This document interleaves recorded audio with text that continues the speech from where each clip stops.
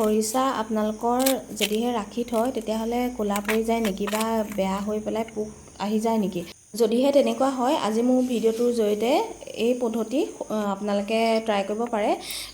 বাঁহগাজ কি ধৰণে বছৰেক ধৰি সংৰক্ষণ কৰি ৰাখিব পাৰি তাৰে সঠিক পদ্ধতি আপোনালোকৰ আগত আজি শ্বেয়াৰ কৰিছোঁ। আৰু এবছৰৰ খৰিচা ইমান ধুনীয়া হৈ আছে মোৰ, আৰু সেই খৰিচা ভোট জলকীয়া দি কেনেধৰণে আচাৰ কৰিছোঁ তাৰে ভিডিঅ' এটা আপোনালোকৰ মাজলৈ লৈ আহিছোঁ। নমস্কাৰ বন্ধু বান্ধৱীসকল, মই পিংকি আপোনালোক সকলোকে পুনৰবাৰ স্বাগতম জনাইছোঁ আমাৰ চেনেলৰ নতুন এটা ভিডিঅ'ৰ মাজলৈ। আশা কৰোঁ আপোনালোক বহুত বেছি ভালে আছে।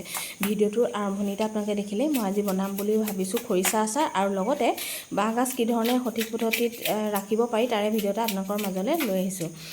এতিয়া যিহেতু বাঁহগাজৰ ছিজন, আৰু বাঁহগাজ বহুতে খৰিচা কৰি তেনেকৈ থয়, আৰু বহুতে জানে কিন্তু বহুতে নাজানে। বহুতৰ খৰিচা যদি তেনেকৈ থয় ক'লা পৰি যায় অলপ দিনৰ পাছতে, টেঙা নহয় আৰু লগতে গেলি পেলাই পোক আহি যায় মানে। বহুতৰ কমেণ্ট পাইছোঁ আৰু বহুতে মোক এই ভিডিঅ'টো ৰিকুৱেষ্ট কৰি আছিলে, সেইকাৰণে ভাবিলোঁ আজি আপোনালোকৰ আগত শ্বেয়াৰ কৰিছোঁ।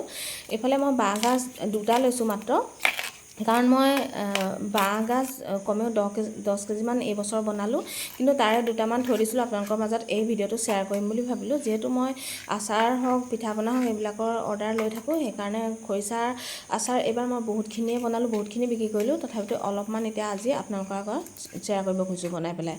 এই যে বাঁহগাজ আপোনালোকে বাকলিখিনি গুচাই যে ওপৰৰ যে সেই জোঙা কোমল অংশটো দিছেনে সেইটো একেবাৰে কাটি পেলাব, আৰু কাটি পেলোৱাৰ পিছত যিখিনি বাঁহ থাকে সেই বাঁহখিনিহে আপোনালোকে ল'ব, অকণমানো কোমল অংশ নল'ব।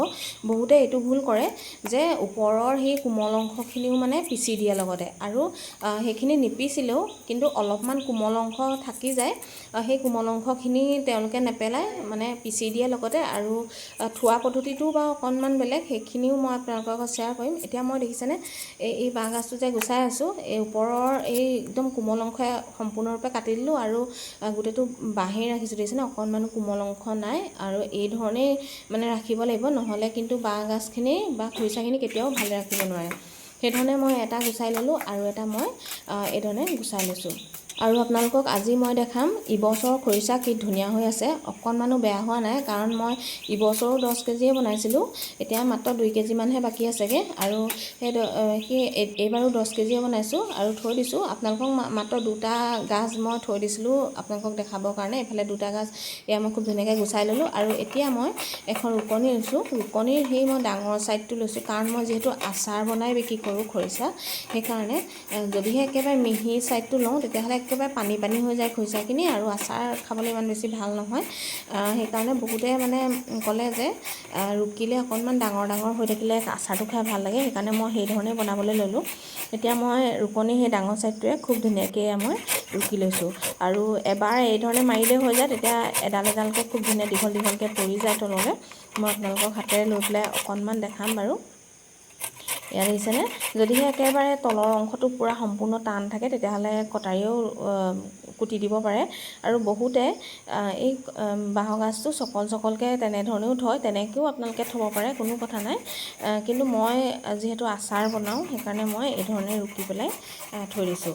আৰু এই বাঁহগাজখিনি কেনেধৰণে আপোনালোকে বটলেই হওক বা কণ্টেইনাৰতে হওক কেনেধৰণে ৰাখিলে মানে খৰিচাখিনি বছৰেক ধৰি ভালে থাকিব আপোনালোকৰ আগত তাকে দেখাব খুজিছোঁ। এতিয়া মই এটা চিচাৰৰ বটল লৈছোঁ, যে চিচাৰৰ বটলতে থ'ব লাগিব সেইটো কোনো কথা নাই, আপোনালোকে প্লাষ্টিকৰ কণ্টেইনাৰটো থ'ব পাৰে। মই এইবছৰটো প্লাষ্টিকৰ কণ্টেইনাৰতে থ'লোঁ, কাৰণ ইমান ডাঙৰ চিচাৰটো আমি বাচন নেপাম থ'বলৈ, নহয় জানো। সেইকাৰণে যিহেতু সৰহীয়াকৈ মানে খৰিচাখিনি কৰা হয়। এতিয়া আধাখিনি খৰিচা ভৰাই পেলাই দিছেনে, হাতেৰে এনেকৈ হেঁচি দিছোঁ। সেইধৰণে আপোনালোকে আধা ভৰাব, আধা এনেকৈ হেঁচি দিব, একেবাৰে গাজোৰে নহয়, মাত্ৰ খৰিচাখিনি মানে ছেট হ'ব লাগে, মানে মাজত যাতে অকণমানো হাৱা সোমাই নাথাকে, তেনেকৈ আপোনালোকে অলপ হেঁচি থ'ব। তাৰপিছত এতিয়া নেক্সটখিনি আকৌ হেঁচাখিনিৰ ওপৰতে আকৌ নেক্সটখিনি ইয়াত থ'লোঁ, থৈ পেলাই আকৌ এই ধৰণে দিছেনে হাতেৰে, আলসুৱা হাতেৰে এনেকৈ অলপকৈ এনেকৈ হেঁচি পেলাই থৈ দিছোঁ। এই ধৰণে থ'ব লাগে, একদম খৰিচাখিনি ভৰাই যে পানী দিব লাগিব লাগিব সেইটো কোনো কথা নহয়। মানে এনেকৈ অলপমান হেঁচি দিব। হেঁচি দিয়াৰ পাছত আপোনালোকে ইয়াতে পূৰা চফা পানী দি দিব। চফা পানী খৰিচাখিনিৰ ওপৰত 1 আঙুলমান পানী হৈ থাকিলে হ'ব, তাতকৈ বেছিকৈ হ'ব নালাগে। মই আচলতে পানী কিমানখিনি দিছোঁ সেইখিনি মই ভিডিঅ'টো কাট খাই গ'ল, আচলতে কৰিব নোৱাৰিলোঁ, তাৰ বাবে দুখিত। মই আপোনালোকক কৈয়ে দিছোঁ। তাৰপিছত এতিয়া এইখিনি দিছে নে, এইখিনি ইবছৰৰ খৰিচা হয়, মাত্ৰ 2 কেজিমান আছেগৈ। এতিয়া মই এইখিনি খৰিচা মই আচাৰ বনাম, যিহেতু মোৰ অৰ্ডাৰ আছে আচাৰৰ, আৰু তাকে ভাবিলোঁ ভিডিঅ' এটাও কৰি দিওঁ, আপোনালোকেও এইধৰণে বনাব পাৰিব। আৰু মই কেনেধৰণে এই খৰিচাখিনি থ'লোঁ গম পালেই নহয়। মই কোনো ধৰণৰ তাত টেঙা চেপি নিদিওঁ বা কিছুমানে থেকেৰা দি দিয়ে, মই একো নিদিওঁ। 3-4 দিনৰ পাছতে খুব ধুনীয়াকৈ টেঙা হ'ব, সেইধৰণে যদি আপোনালোকে খৰিচাখিনি থয়। আৰু একেৰাহে যদি এবছৰ দিনো সেই খৰিচাখিনি এইধৰণে থৈ দিয়ে, কেতিয়াও মানে ক'লা নপৰে বা মানে বেয়া নহয় বা পোক নহয় মানে। আৰু ওপৰত পানী যদি কমি যায় আৰু অকণমান তেনেকৈ ওপৰত দি দিব। যদি পানী নকমে কোনো কথা নাই, যদি পানীটো শুহি লয়, মানে পানীটো মানে যদিহে তললৈ গুচি যায়, খৰিচাখিনি ওপৰত ওলাই থাকে বগাকৈ, তেতিয়া তাত আৰু অলপ চাফা পানী দি দিব, তেতিয়াও কোনো কথা নাই। মই তেনেকৈ দি থওঁ। আৰু এইখিনি দিছেনে ইবছৰৰ খৰিচা, আৰু তাৰ পৰাই মই আচাৰ বনাই বিক্ৰী কৰি থাকোঁ। মাত্ৰ এতিয়া 2 কেজিমান আছে, সেয়াকে বনাম বুলি ভাবিলোঁ। এইফালে মই আচাৰৰ কাৰণে লৈছোঁ চফ 3 চামুচমান, ধনিয়া গুটি 2 চামুচ আৰু জিৰা 2 চামুচ, লগতে মই সৰিয়হ অকণমান সৰহকৈ লৈছোঁ, আৰু বেলেগ মছলা ব্যৱহাৰ নকৰোঁ।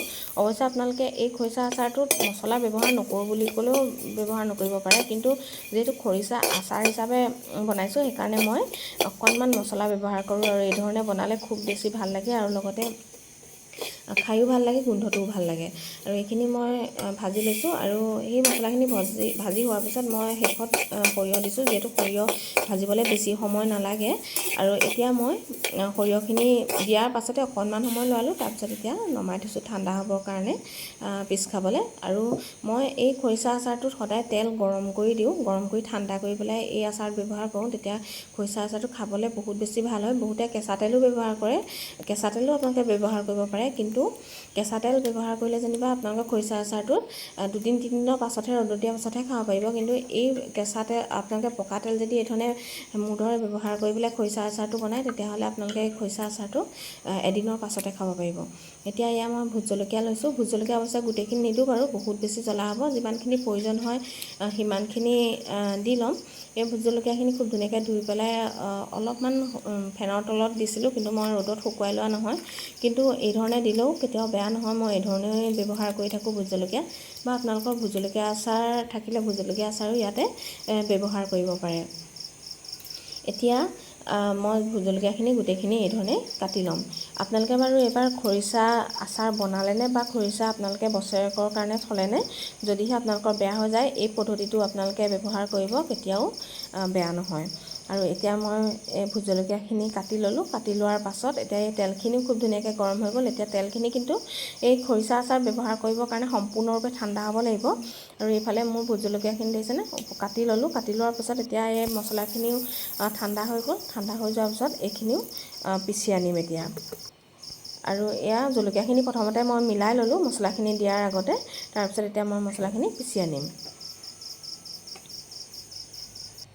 এইফালে মছলাখিনি পিচি আনিলোঁ, একদম সম্পূৰ্ণৰূপে মিহি কৰা নাই, অকণমান টুকুৰা টুকুৰকৈ ৰাখিছোঁ। আৰু ইয়াতে মই এতিয়া ব্যৱহাৰ কৰিম নহৰু। আপোনালোকে বাৰু এই খৰিচা আচাৰ নহৰু পিচি ব্যৱহাৰ কৰেনে জনাবচোন। যদিহে নহৰু পিচি ব্যৱহাৰ নকৰে, তেতিয়াহ'লে এবাৰ ব্যৱহাৰ কৰি এই আচাৰটো বনাই খাই চাব। যিমানেই আপোনালোকে ৰ'দত দি খাব, সিমানেই এই আচাৰৰ গোন্ধটোৱে গোটেই পৰিৱেশটো মানে গোন্ধৰাই দিব। ইমানেই মানে ধুনীয়া এটা গোন্ধ আহে নহয় নহৰু ব্যৱহাৰ কৰিলে, আৰু খাবলৈ ইমান বেছি টেষ্ট হয়, আপোনালোকৰ ভাত কেইটামান বেছিয়ে যাব মানে এই আচাৰকণত। সেইকাৰণে ভাবিলোঁ আজি এই টিপছটো শ্বেয়াৰ কৰি দিওঁ, আপোনালোকে এবাৰ ঘৰতে ট্ৰাই কৰিবচোন এইধৰণে। এতিয়া মই সেইখিনি গোটেইখিনি মছলা নহৰু ব্যৱহাৰ কৰাৰ পিছত হালধি আৰু নিমখ জোখমতে দি দিলোঁ। দি দিয়াৰ পাছত এতিয়া মই খুব ধুনীয়াকৈ গোটেইখিনি মিলি যোৱাকৈ লৰাই লৈছোঁ। ইয়াত কিন্তু মই 2 কেজি খৰিচাত মই আধা লিটাৰ তেলহে ব্যৱহাৰ কৰিছোঁ, বহুত বেছি তেল ব্যৱহাৰ কৰা নাই। খৰিচা আচাৰত বহুত বেছি তেল হ'লে ভাল নালাগে, আৰু খৰিচা আচাৰটো তেলত ডুবি থাকিলে পিছত খৰিচা আচাৰ অকণমান খালে বহুত তেল লাগে, খাই ভাল নালাগে। সেইকাৰণে যদিহে আপোনালোকে 2 কেজিমান খৰিচা বনায়, তেতিয়াহ'লে আধা লিটাৰমান তেল ব্যৱহাৰ কৰিলেই হৈ যাব। এতিয়া মই এইখিনি সম্পূৰ্ণৰূপে সানি লৈছোঁ। প্ৰথমতে শুকান পাইছে, কিন্তু তেলখিনি যেতিয়া গোটেইখিনিৰ লগত মিলি যাব সানি তেতিয়া খুব ধুনীয়াকৈ মিল খাই যাব। আৰু এই খৰিচাখিনি আপোনালোকে যিমানেই ৰ'দত দি খাই থাকিব সিমানেই ভাল হ'ব। আৰু এই ধৰণে খৰিচা আচাৰ বনালে আপোনালোকে এই খৰিচাকণ যদি বছৰ ধৰিও ৰাখে কেতিয়াও বেয়া নহয়। মই সেইধৰণেই থৈ দিওঁ আৰু সেইধৰণেই খুব ধুনীয়াকৈ ভাল হৈ থাকে। আৰু এয়া চাওক, তেলখিনি যেতিয়া সম্পূৰ্ণৰূপে মিলি গ'ল, এয়া দেখিলে নহয় খুব ধুনীয়া হৈছে। আৰু এই খৰিচাখিনি আপোনালোকে লগালগে বনাব পাৰে, ৰ'দতো দিব নালাগে। প্ৰথম ৰ'দত দি বহুতে বনায়, কিন্তু ৰ'দতো দিব নালাগে। এই ধৰণে আপোনালোকে এবাৰ ঘৰতে ট্ৰাই কৰিব। এই আচাৰটো খুব ধুনীয়া হয়। আৰু লগতে আপোনালোকৰ খৰিচা যদি বেয়া হৈ যায় বাঁহগাজখিনি থওঁতে, তেতিয়াহ'লে আপোনালোকে সেই ধৰণে থ'ব, কেতিয়াও বেয়া নহয়।